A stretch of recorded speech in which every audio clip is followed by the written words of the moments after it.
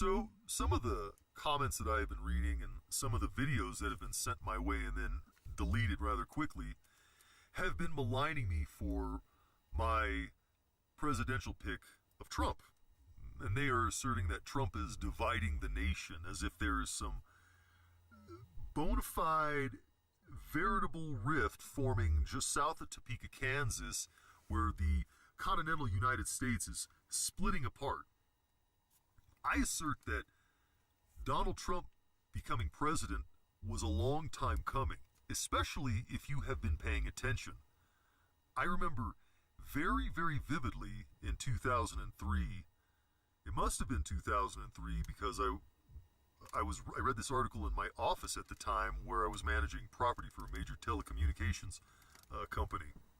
And that article was about a senator warning Americans that the nation is being primed for a nationalistic president given what the government has done and how the government has screwed over Americans with regards to trade, immigration, the overreaching effects of the federal government, and really the rise of the New World Order that had been vocalized by George Bush. Now, we have had some past presidential nominees who have warned us about this. Ross Perot gave that famous speech about the sucking sound that you would hear once NAFTA was implemented, and look what happened. We no longer have a manufacturing base in America. Ron Paul warned us about the debt, sound money. He ran twice, and you saw the media marginalize them both. You saw Ron Paul missing from ballots. A lot of hanky-panky went on to keep those people out of power. And you saw the same deep state media collusion, only this time uncloak itself even more so with this last presidential election.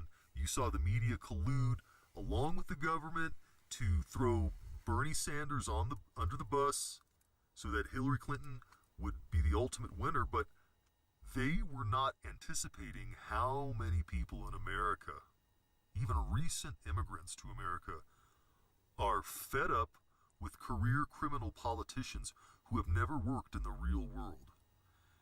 And Donald Trump has been operating in the real world. He hasn't been a politician until now.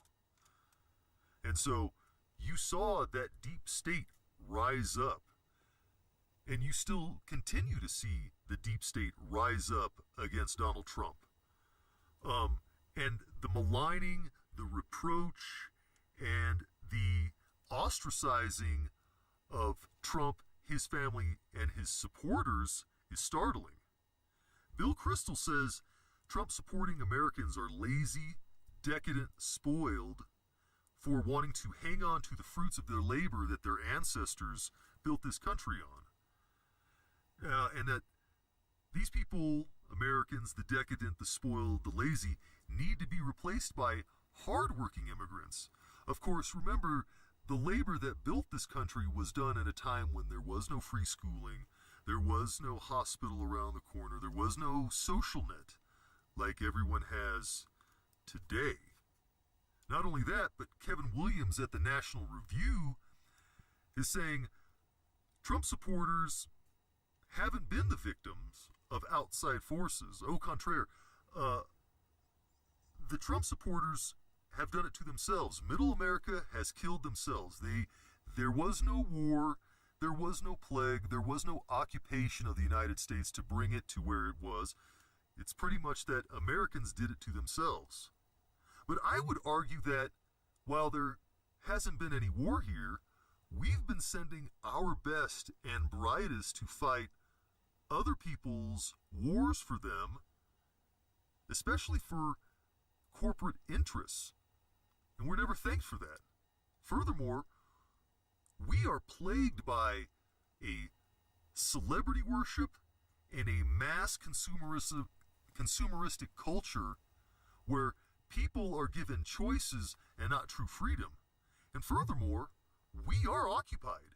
Our country is occupied by deep state pedophiles who are very, very upset that they did not get their way, and they are rousing the rabble up.